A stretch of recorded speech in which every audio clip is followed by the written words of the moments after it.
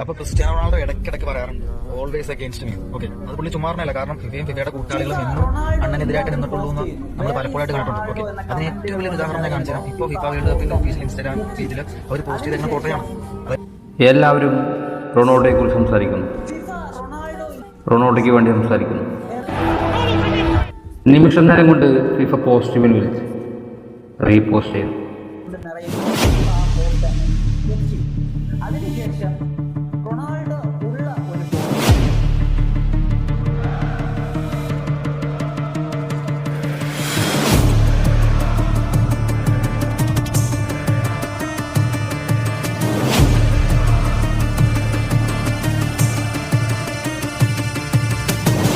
പക്ഷേ ഫിഫ റൊണാൾഡോയെ മനഃപൂർവ്വം മറന്നപ്പോൾ ഫിഫയും നിങ്ങളും മറന്നുപോയ മറ്റൊരാൾ.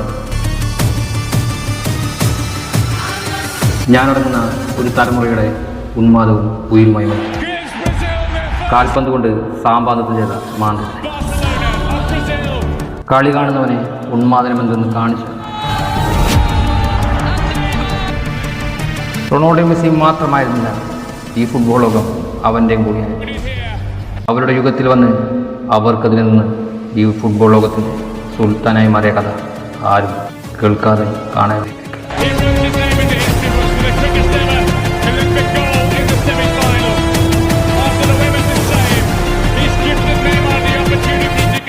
ഇതൈറ്റം വേറെയായിരുന്നു.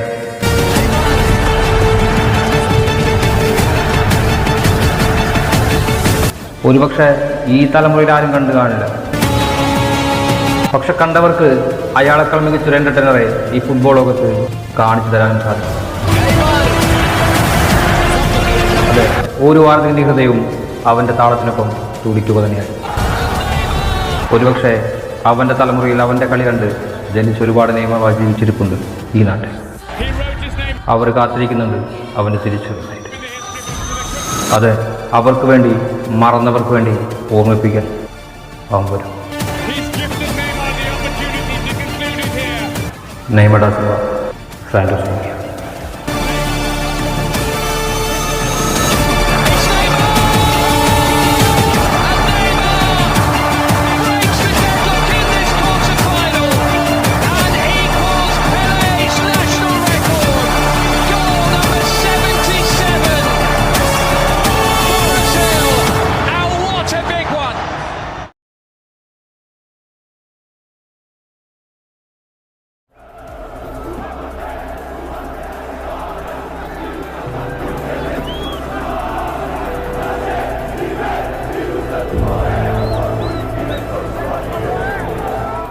തൻ്റെ കുടുംബത്തിനുണ്ടായ ആ വലിയ വാഹനാപകടത്തിൽ നിന്നും രക്ഷപ്പെട്ടവൻ ആശുപത്രിയിൽ കിടക്കയിൽ കിടന്നിരുന്ന അച്ഛൻ്റെ അരികിൽ ഇരിക്കുകയായിരുന്നു. അപ്പോഴായിരുന്നു അച്ഛൻ ആ കാര്യം അവനോട് ആവശ്യപ്പെടുന്നത്. നീ ഈ നാട് വിട്ട് തന്നെ പോകണം. ഇവിടെ നിന്നാൽ ഈ കുപ്പയിലെ ജീവിതം തന്നെ നിന്നിലും ബാധിക്കും. നീയും അവരെപ്പോലെ കുപ്പകൾ പറക്കി നടക്കുന്ന ഒരാളായി മാറും. എനിക്ക് നിന്നെ ഇനി പരിശീലിപ്പിക്കുവാൻ സാധിക്കുമോ എന്ന കാര്യം ഉറപ്പില്ല. പക്ഷേ തൻ്റെ അച്ഛനെ ആ അവസ്ഥയിൽ ഒറ്റയ്ക്കാക്കിക്കൊണ്ട് പോകുവാൻ ആ മകന് മനസ്സ് വന്നില്ല. എന്നാൽ പിന്നീട് എപ്പോഴോ അച്ഛൻ്റെ നടക്കാത്ത ആഗ്രഹങ്ങളെ നിറവേറ്റുവാനായി അവൻ സ്വയം ഇറങ്ങിത്തിരിക്കേണ്ടി വന്നു തൻ്റെ മുത്തശ്ശൻ്റെ വീട്ടിലേക്ക്. അവിടുന്ന് പിന്നീട് കാൽപന്തിൻ്റെ ലോകത്തേക്ക് അവൻ യാത്രയായി. റിയോ ഡി ജനീറോയിലെ തെരുവുകളും കടലോരങ്ങളും കുഞ്ഞു മൈതാനങ്ങളും കടന്ന് ഫുട്സാളിലേക്ക്, അവിടുന്ന് സാന്റോസിലേക്ക്, ശേഷം സ്വപ്ന സാക്ഷാത്കാരമായ ആ നാഷണൽ ജേഴ്സി മണിയുന്നു. കാലൊളിപ്പിച്ച മാന്ത്രികത കൊണ്ട് കുപ്പയിൽ നിന്നും കൊട്ടാരത്തിലേക്ക് എത്തുമ്പോഴും ആ പഴയ നാളുകളെ അവൻ മറന്നില്ല. താൻ വളർന്ന ആ ഗ്രാമത്തെ മറന്നില്ല. ഒളിച്ചോടേണ്ടി വന്ന മണ്ണിലേക്ക് തിരികെ വന്ന് ആ നാടിൻ്റെ മുഖച്ഛായ തന്നെ മാറ്റിയെടുക്കുന്നു. അവിടുത്തെ കുട്ടികളുടെ വിദ്യാഭ്യാസം ഏറ്റെടുക്കുന്നു. ദാരിദ്ര്യമകറ്റുന്നു. സ്കൂളുകളും വീടുകളും മൈതാനങ്ങളും പണി കഴിപ്പിക്കുന്നു. ആ കുഗ്രാമത്തിൻ്റെ സ്വപ്നങ്ങൾ തന്നെ മാറ്റിയെടുക്കുന്നു. സാമ്പാ ചുവടുകളുടെ പുതിയ ആവിഷ്കാരങ്ങളിലൂടെ ബ്രസീലിയൻ ഫുട്ബോളിൻ്റെ യുവരാജാവായി മാറുകയും ബാഴ്സയിലും പാരീസിലും തീർത്ത അത്ഭുതങ്ങളുടെ രാത്രികൾ കൊണ്ട് ആ കാലഘട്ടത്തിലെ ഓരോ മനുഷ്യൻ്റെയും മനസ്സിനെ ത്രസിപ്പിച്ച ഫുട്ബോൾ ലോകത്തിൻ്റെ ഒരേയൊരു സുൽത്താനിലേക്കുള്ള യാത്ര ആരംഭിക്കുന്നതും അവസാനിക്കുന്നതും അവിടെ നിന്നാണ്. ആ കുഗ്രാമത്തിൽ ഒരു കൊച്ചു വീട്ടിൽ പിറന്ന് ഈ ലോകത്തിന് നെറുകിലേക്ക് സഞ്ചരിച്ച അവൻ്റെ പേരായിരുന്നു Neymar da Silva Santos ജൂനിയറാണ്.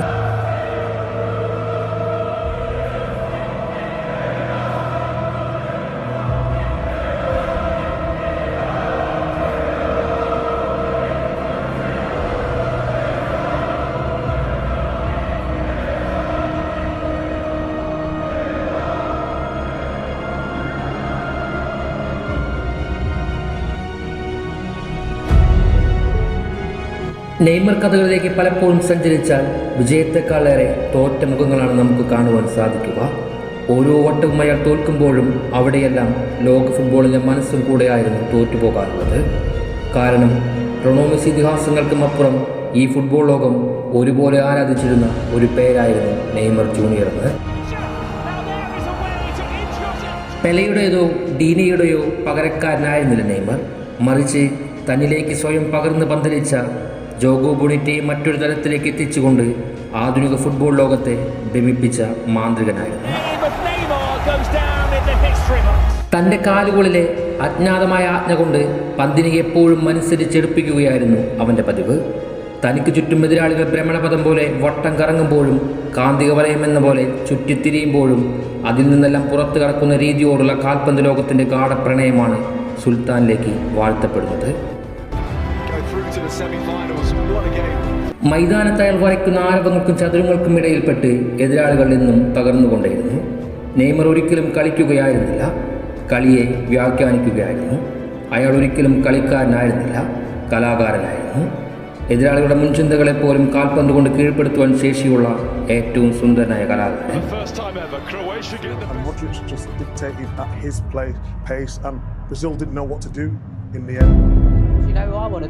Football ലോകം കീഴടക്കാനെത്തിയ ആ പുതിയ അവതാരപ്പിറവിയുടെ ഉയർച്ച കണ്ട അതേ ലോകം തന്നെ വൈകാതെ ആ മനുഷ്യനെ പരിക്കുകൾ വേട്ടയാടുന്നതും കണ്ടു നിൽക്കേണ്ടി വന്നു.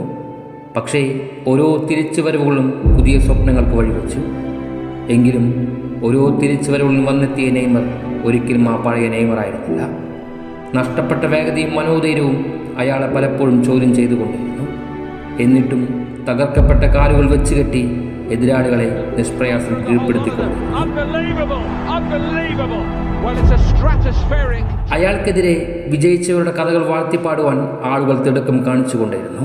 പക്ഷേ ഓരോ മൈതാനങ്ങളിലും ഒന്നാമനെ തിരഞ്ഞെടുക്കപ്പെട്ടവൻ്റെ പേടി സ്വപ്നമായിരുന്നില്ലേ നെയ്മർ എന്ന രണ്ടാമൻ. 2014 തുടങ്ങി 2024 എത്തി നിൽക്കുമ്പോഴും ആ കഥ തുടർക്കഥയായി തുടർന്നുകൊണ്ടിരിക്കുന്നു. വലിയ നേട്ടങ്ങളോ പുരസ്കാരങ്ങളുടെയോ കഥകൾ അയാൾക്ക് പറയാനില്ല. പക്ഷേ അതിനു വലിയ മുഹൂർത്തങ്ങളുടെ കഥ അയാൾ ഇതുവരെ സമ്മാനിച്ചിട്ടുണ്ട്. പരീക്ഷണങ്ങളുടെ ആജീവനാന്ത തടവറയിൽ നിന്നും അയാൾ മോചിപ്പിക്കപ്പെട്ട് ഈ ലോകം കീഴടക്കുമെന്ന് വിശ്വസിക്കുന്ന ഒരു കൂട്ടം ആരാധകർ ഇന്നും ഈ ലോകത്തുണ്ട്. എവിടെയാണോ തോറ്റത് അവിടെ നിന്ന് വിജയിക്കുമെന്നും, എവിടെയാണോ കരഞ്ഞത് അവിടെ നിന്ന് ചിരിക്കുമെന്നും, എവിടെയാണോ തകർന്നത് അവിടെ നിന്നും ഉയർത്തി നിൽക്കുമെന്നും ഈ ലോകം ഇന്നും വിശ്വസിക്കുന്നുണ്ട്. ക്രിസ്റ്റിയും മെസ്സിയും നൽകിയ അത്ഭുതങ്ങൾക്കുമപ്പുറം മറ്റൊരു മായാലോകം തീർത്ത ആ കാലുകളിൽ ഇനിയും തിരിച്ചു വരാനുള്ള കരുത്താർജിക്കട്ടെ എന്ന് ആഗ്രഹിക്കുന്നു. Yes, Neymar returns.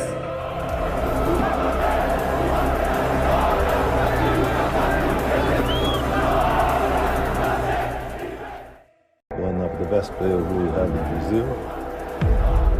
2024 കോപ്പ അമേരിക്കയിൽ ഗ്രൂപ്പ് സ്റ്റേജിൽ രണ്ടാമതായി ഫിനിഷ് ചെയ്യേണ്ടി വന്നവർ, ക്വാർട്ടറിൽ പുറത്താകേണ്ടി വന്നവർ, ലോകകപ്പ് യോഗ്യതാ മത്സരങ്ങളിൽ തങ്ങളുടെ ഏരിയയിൽ 6ാം സ്ഥാനത്തേക്ക് വീണുപോയവർ, കഴിഞ്ഞ 27 വർഷത്തിനിടെ ഏറ്റവും മോശം അവസ്ഥയിലൂടെ കടന്നു പോകുന്ന ഇന്നത്തെ ബ്രസീലിനെ കാണുമ്പോഴെല്ലാം പ്രതീക്ഷയോടെ ഓർമ്മകളിലേക്കൊരു കാൽപന്തുരുളും.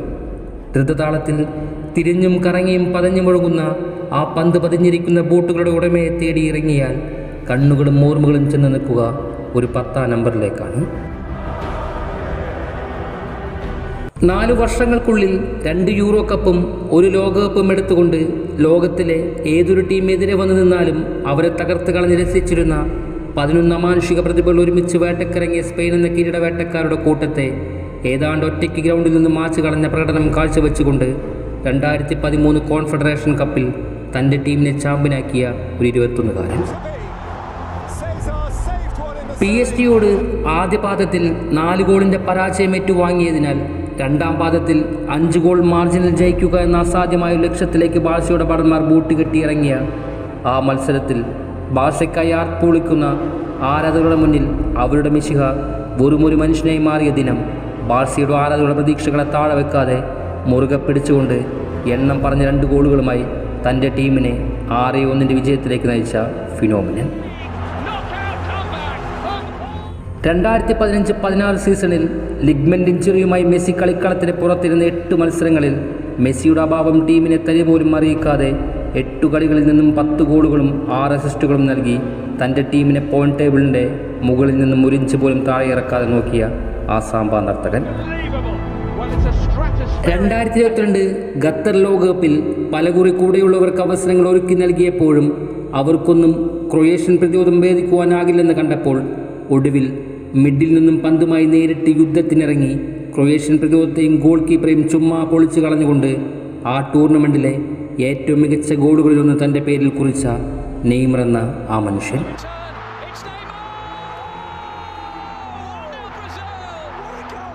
പരിക്ക് പറ്റി ഫിറ്റ്നസ് വീണ്ടെടുക്കാനാകാതെ അയാൾ ഇക്കുറി കോപ്പ അമേരിക്കയ്ക്കുള്ള ബ്രസീൽ ടീമിൽ നിന്ന് പുറത്തായപ്പോൾ മുടന്തിപ്പോയത് അയാളുടെ ടീമിനൊപ്പം ആ ടീമിൻ്റെ കോടിക്കണക്കിന് ആരാധകർ കൂടെയായിരുന്നു.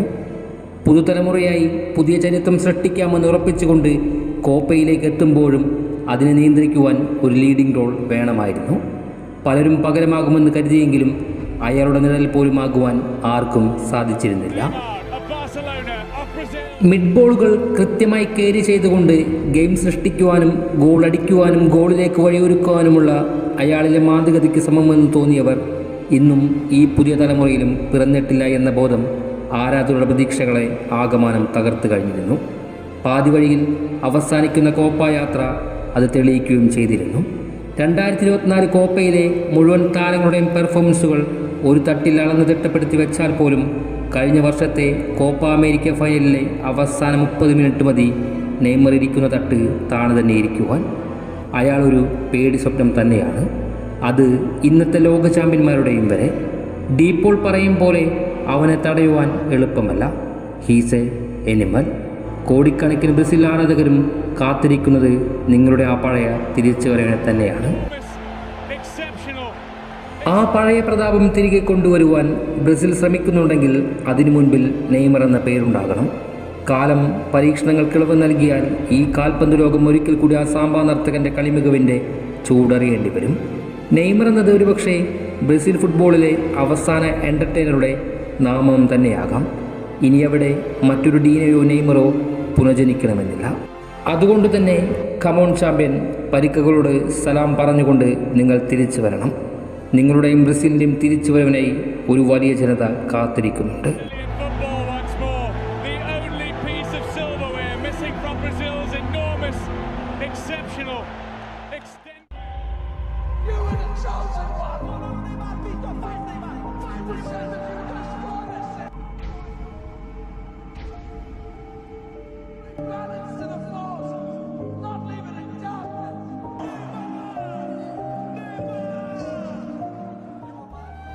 ഞാൻ ഇങ്ങനൊന്നല്ലായിരുന്നുള്ളൂ.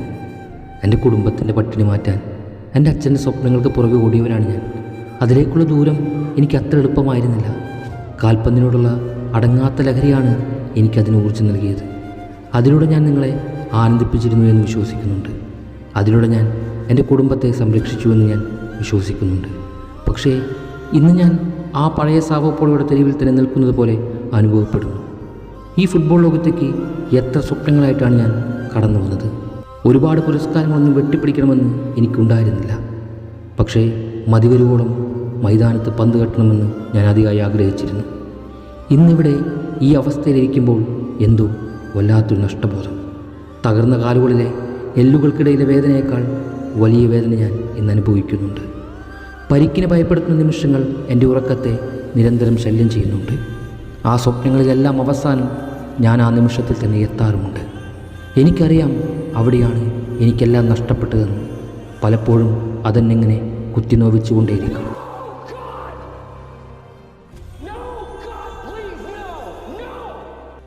എന്നാൽ എപ്പോഴും ആ സ്വപ്നത്തിൽ വന്ന് എൻ്റെ മനസ്സിങ്ങനെ പറഞ്ഞുകൊണ്ടേയിരിക്കും, അതിനെയെല്ലാം നീ അതിജീവിച്ചവനല്ലേ, ശേഷം യൂറോപ്പിലെ കാറ്റാലൻ ജേഴ്സിയിൽ വിസ്മയം തീർത്തവനല്ലേ? നീ മറന്നു നിൻ്റെ ആ കൂട്ടുകാരെ. നിൻ്റെ ഓർമ്മയിലില്ലേ അവിടെ നീ അവിസ്മരണമാക്കി തീർത്ത ഒരുപാട് രാത്രികളെ, പാരീസിലെ സുൽത്താനായി ഈ ലോകം വാഴ്ത്തപ്പെട്ട ആ നിമിഷങ്ങളെ? അതെല്ലാം നിൻ്റെ കൂടെയില്ലേ? എല്ലാം കഴിഞ്ഞ് ആ സ്വപ്നത്തിലൂടെ തന്നെ ആ മനസ്സ് സഞ്ചരിച്ച് പരിക്ക് മൂലം എനിക്ക് നഷ്ടപ്പെട്ട ആ വേദനയേറുന്ന നിമിഷങ്ങളിലേക്ക് എന്നെ കൊണ്ടുപോകാറുണ്ട്. വേദന കൊണ്ട് നെഞ്ചുപൊട്ടി ഞാൻ നിലവിളിച്ചിട്ട് പോലും അഭിനയമാണെന്ന് പരിഹസിച്ച ചില മുഖങ്ങളെ എൻ്റെ ഓർമ്മയിലേക്ക് കൊണ്ടുവരാറുണ്ട്. ഒരുപക്ഷെ ആ വെറുക്കപ്പെട്ട ദിവസത്തിന് ശേഷം വേദന സംഹാരികളില്ലാതെ ഞാൻ ഇതുവരെ എൻ്റെ രാജ്യത്തിനു വേണ്ടി പന്ത് തട്ടിയിട്ടില്ല. ആ കുറവ് കൊണ്ട് തന്നെ ആ കുപ്പായമണിഞ്ഞ് എനിക്ക് കൂടുതലൊന്നും എൻ്റെ രാജ്യത്തിന് വേണ്ടി ചെയ്യുവാൻ സാധിച്ചിട്ടുമില്ല.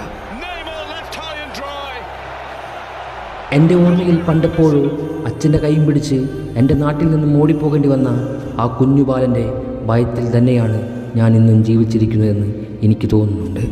അങ്ങനെ എനിക്ക് ഓർക്കാൻ ഇഷ്ടമില്ലാത്ത ചില നാളുകൾ ശപിച്ചുകൊണ്ട് ഇന്ന് ഞാൻ ഉരുകിത്തീരുകയാണ്. ഒടുക്കം എല്ലാം അവസാനിപ്പിച്ച് ഇനിയൊരു പരീക്ഷണം ഉണ്ടാകരുതേ എന്ന് പ്രാർത്ഥിച്ച് നീണ്ട ഒരു വർഷത്തിൻ്റെ കാത്തിരിപ്പിനൊടുവിൽ ഞാൻ ഈ ശപിക്കപ്പെട്ട ഭൂമിയിൽ വീണ്ടും കാലമർത്തി വയ്ക്കുവാൻ ശ്രമിച്ചുകൊണ്ടേയിരുന്നു. പക്ഷേ വീണ്ടും ആ കാലം എന്നെ പരീക്ഷണത്തിലേക്ക് അയക്കുകയാണ്. എനിക്കെല്ലാം മടുത്തു തുടങ്ങിയിടോ. തകർന്നെല്ലുകൾക്ക് പകരം എൻ്റെ പ്രാണം പകരം നൽകുവാൻ എനിക്ക് തോന്നുന്നുണ്ട്. എനിക്കറിയാം നിങ്ങളെന്നെ കാത്തിരിക്കുകയാണെന്ന്. ഞാൻ നിങ്ങൾക്ക് വേണ്ടി തിരികെ വരുവാൻ ആത്മാർത്ഥമായി ശ്രമിക്കുന്നുണ്ട്. പക്ഷേ ഒരു ശാപം പിടിച്ച ജന്മമാണോ എൻ്റേത്? അതെനിക്ക് അനുഭവപ്പെടാൻ തുടങ്ങിയിട്ട് വർഷങ്ങളേറെയായി. ആ തെരുവിൽ നിന്നും ഇത്രയേറെ ദൂരം വരേണ്ടിയിരുന്നില്ല എന്ന് എനിക്ക് തോന്നുന്നുണ്ട്. ഇതിലും ഭേദം ഈ ലോകമറിയാതെ എവിടെയെങ്കിലും അവസാനിച്ചൊടുങ്ങുന്നതായിരുന്നു നല്ലതെന്ന് ചിന്തിച്ചു പോകുന്നു. മാന്ത്രികത്വം തുളുമ്പുന്ന കാലുകളെന്ന് നിങ്ങളിൽ പലരും വിശ്വസിക്കുന്ന എൻ്റെ ഈ കാലുകളിൽ ഇനി തകരുവാൻ എല്ലുകളൊന്നും ബാക്കിയില്ലടോ. എങ്കിലും വെച്ചുകെട്ടി ഞാൻ തിരികെ വരും.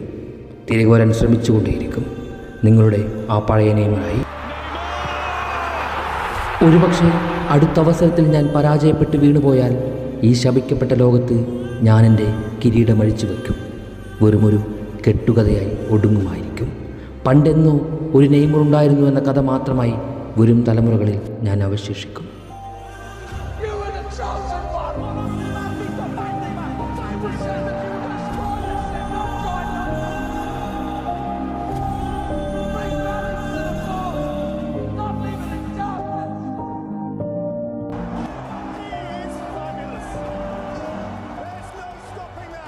പരിക്കുകൾ വേട്ടയാടിയേക്കരെ നെയ്മർക്ക് പഴയ ഫോമിലേക്ക് തിരിച്ചു വരൂ സാധിക്കുമോ എന്ന ചോദ്യം എൻ്റെ മനസ്സിലിങ്ങനെ ആവർത്തിച്ചു കൊണ്ടേയിരുന്നു. ഞാനടങ്ങുന്ന മലയാളികൾക്ക് നെയ്മർ എന്ന പേര് കേൾക്കുന്നതിന് മുന്നേ തുടങ്ങിയതാണ് ബ്രസീലിയൻ ഫുട്ബോളിനോടുള്ള അടങ്ങാത്ത ഭ്രമം. ഏതൊരു കടുത്ത ബ്രസീലിയൻ ആരാധകനെ സംബന്ധിച്ചിടത്തോളം നെയ്മർ എന്നാൽ ബ്രസീൽ ടീമിൻ്റെ പര്യായമൊന്നുമായിരുന്നില്ല. ഇതിഹാസങ്ങൾക്കൊട്ടും പഞ്ഞമില്ലാത്തൊരു നാട്ടിലെ മറ്റൊരു അസമാന പ്രതിഭ മാത്രമായിരുന്നു അയാൾ. വസ്തുതകൾ ഇങ്ങനെയൊക്കെയാണെങ്കിലും 90കളുടെ അവസാനങ്ങളിൽ ജനിച്ച തലമുറയിലെ ബ്രസീലിയൻ ആരാധകരുടെ ആദ്യത്തെ യുവ ഹീറോ നെയ്മർ തന്നെയായിരിക്കും.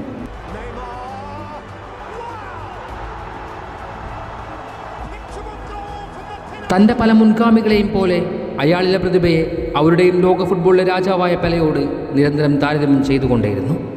പുതിയ പെലയെന്ന ഒരു ജനതയുടെ സ്വപ്നഭാരം പേറി പന്ത് കെട്ടാൻ ഈ തലമുറയിൽ നിന്നും വിധിക്കപ്പെട്ട നെയ്മർ ഒരിക്കലും പ്രതീക്ഷകളെ അസ്ഥാനത്താക്കിയില്ല.